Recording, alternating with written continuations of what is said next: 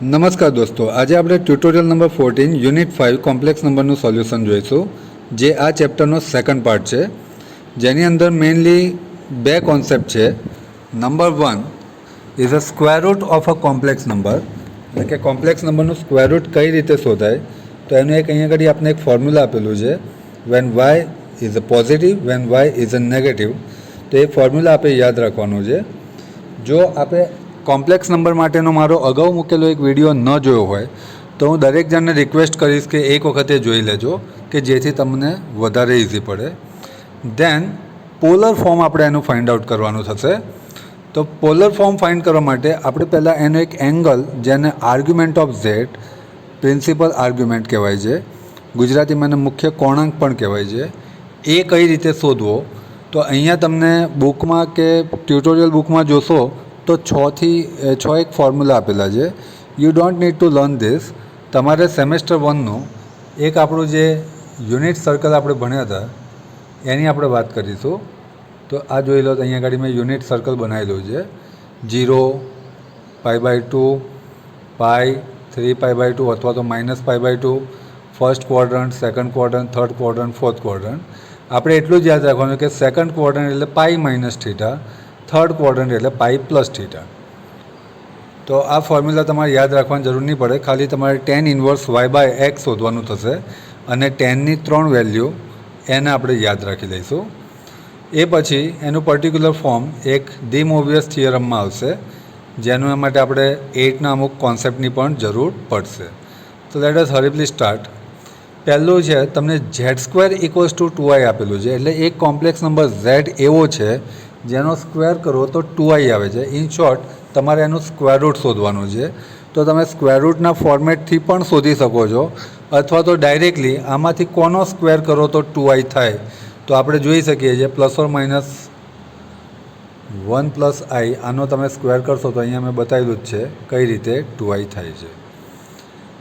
Argument of 35. What you mean by argument of 35? તો આ એક તમારો 35 0 પોઈન્ટ થયો, જે એક્સ એક્સિસ પર છે. એક્સ એક્સિસ પરનો એંગલ શું થશે? 0 થશે. એ જ રીતે -1 + 0 એટલે કે -10 પોઈન્ટ, એ એક્સ એક્સિસના એક્સ ડેશ પાર્ટ એટલે કે માઇનસ પાર્ટ પર આવશે, જે એક હાફ રિફ્લેક્સ એંગલ બનાવશે, જેનો આન્સર આવશે પાઈ. 0 + 2i, જેનો આન્સર π/2 થશે. પછી 0 - 5, દેટ ઇઝ -π/2 અથવા તો 3π/2. અહીંયા ડી મોવિયસ થિયરમનો યુઝ કરીશું આપણે. કોસ અને સાઇનના એંગલમાં શું આપેલું છે? અહીંયા 6θ, એટલે કે પાવરમાં 6 થશે, અને નીચે 2 આપેલા છે તો પાવરમાં 2 થશે. પાવરમાં જો ડિવિઝન હોય તો પાવરમાં સબટ્રેક્શન થશે, એ આપણે જાણીએ છીએ. તો આન્સર આવશે cos θ + i sin θ⁴, એટલે કે cos 4θ + i sin 4θ. Similar question છે અહીંયા નીચે, cos θ + i sin θ⁴ અને (-4), એટલે તમે સિમ્પ્લિફાય કરશો તો આ બે ટર્મ કેન્સલ થઈ જશે. cos θ + cos θ, that is 2 times cos 4θ. આ એનું એક પર્ટિક્યુલર ફોર્મ નીચે આપેલું છે, એને મેં કેલ્ક્યુલેટ કરવાનો ટ્રાય કર્યો છે. z³ + 1/z³, એટલે કે z⁻³ વેલ્યુ મૂકીશું આપણે. n⁻³ હતા તો અહીંયા આગળ મલ્ટિપલમાં 3 આવ્યા, માઇનસ હતા તો માઇનસ આવશે. આ sin 3θ પ્લસ અને sin 3θ માઇનસ કેન્સલ થઈ જશે, that is 2 cos 3θ. In short, આ જનરલ ક્વેશ્ચન છે જે આપણે આગળ ગણવાનો પણ છે, એ આપણે હમણાં જોઈશું. Now question number 1, either 3 marker or 4 marker. Find the square root of a given complex number. અહીંયા 4 ક્વેશ્ચન આપેલા છે દોસ્તો, એમાંથી હું 2 કરી રહ્યો છું. જેમાં પહેલો છે z = -i, એને સ્ટાન્ડર્ડ ફોર્મમાં લખીએ તો 0 + -1i લખાય, એટલે કે એક્સની વેલ્યુ 0, વાયની વેલ્યુ -1, જે નેગેટિવ છે.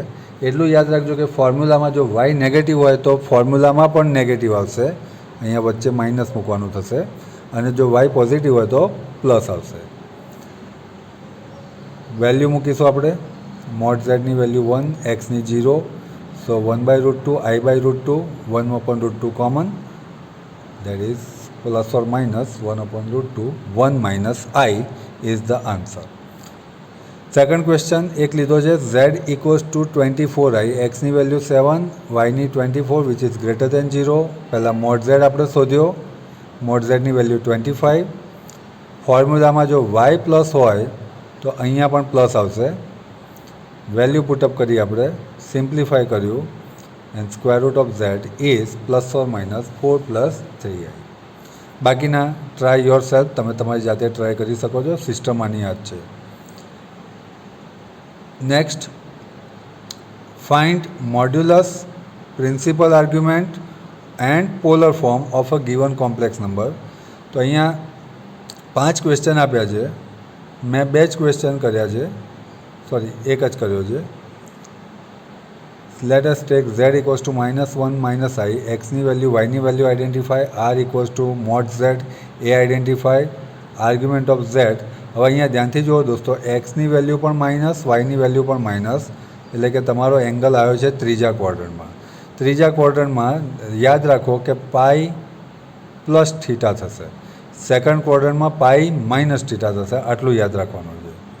tan ઇન્વર્સ y બાય એક્સની વેલ્યુ મૂકશો, પાઈ પ્લસ પાઈ બાય 4, તો થીટાની વેલ્યુ થઈ 5 પાઈ બાય 4.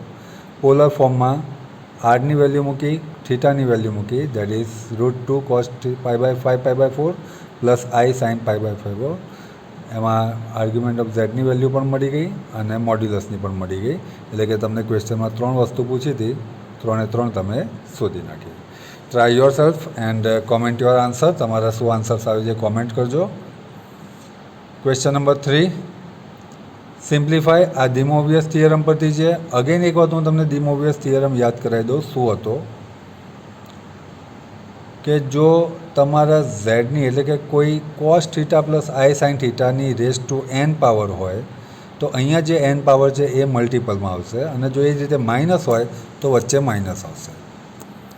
તો let us briefly back to that. તો અહીંયા આગળ પહેલા ટર્મમાં 3 છે તો રેસ ટુ 3 લખી શકાય.